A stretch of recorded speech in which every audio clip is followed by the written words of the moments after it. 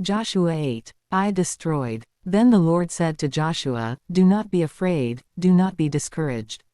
Take the whole army with you, and go up and attack Ai. For I have delivered into your hands the king of Ai, his people, his city and his land. You shall do to Ai and its king as you did to Jericho and its king, except that you may carry off their plunder and livestock for yourselves. Set an ambush behind the city." So Joshua and the whole army moved out to attack Ai. He chose 30,000 of his best fighting men and sent them out at night with these orders. Listen carefully. You are to set an ambush behind the city. Don't go very far from it. All of you be on the alert. I and all those with me will advance on the city, and when the men come out against us, as they did before, we will flee from them. They will pursue us until we have lured them away from the city, for they will say, "They are running away from us as they did before." So when we flee from them, you are to rise up from ambush and take the city. The Lord your God will give it into your hand. When you have taken the city, set it on fire. Do what the Lord has commanded. See to it, you have my orders. Then Joshua sent them off, and they went to the place of ambush and lay in wait between Bethel and Ai, to the west of Ai, but Joshua spent that night with the people. Early the next morning Joshua mustered his army, and he and the leaders of Israel marched before them to Ai. The entire force that was with him marched up and approached the city and arrived in front of it. They set up camp north of Ai, with the valley between them and the city. Joshua had taken about 5,000 men and set them in ambush between Bethel and Ai, to the west of the city. So the soldiers took up their positions, with the main camp to the north of the city and the ambush to the west of it. That night Joshua went into the valley. When the king of Ai saw this, he and all the men of the city hurried out early in the morning to meet Israel in battle at a certain place overlooking the Arabah. But he did not know that an ambush had been set against him behind the city. Joshua and all Israel let themselves be driven back before them, and they fled toward the wilderness. All the men of Ai were called to pursue them, and they pursued Joshua and were lured away from the city. Not a man remained in Ai or Bethel who did not go after Israel. They left the city open and went in pursuit of Israel. Then the Lord said to Joshua, "Hold out toward Ai the javelin that is in your hand, for into your hand I will deliver the city."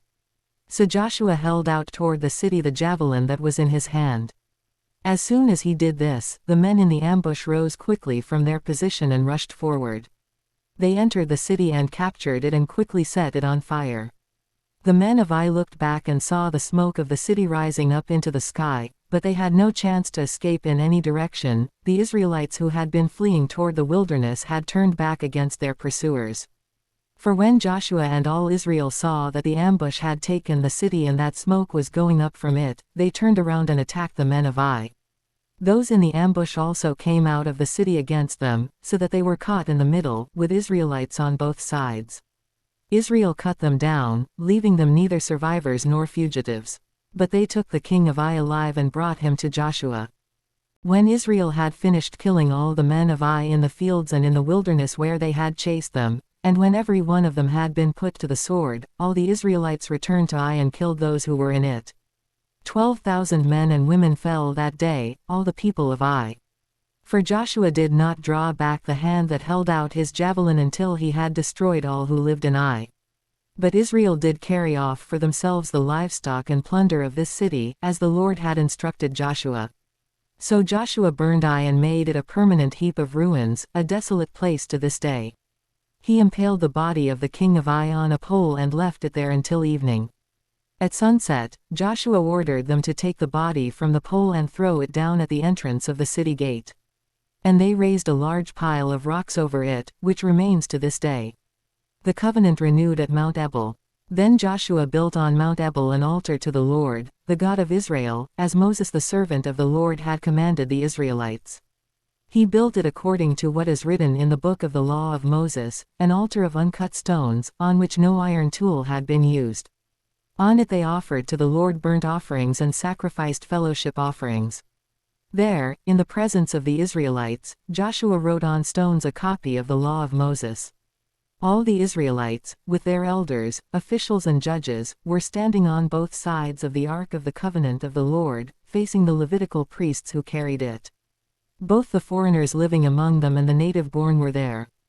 Half of the people stood in front of Mount Gerizim and half of them in front of Mount Ebal, as Moses the servant of the Lord had formerly commanded when he gave instructions to bless the people of Israel. Afterward, Joshua read all the words of the law, the blessings and the curses, just as it is written in the book of the law. There was not a word of all that Moses had commanded that Joshua did not read to the whole assembly of Israel, including the women and children, and the foreigners who lived among them.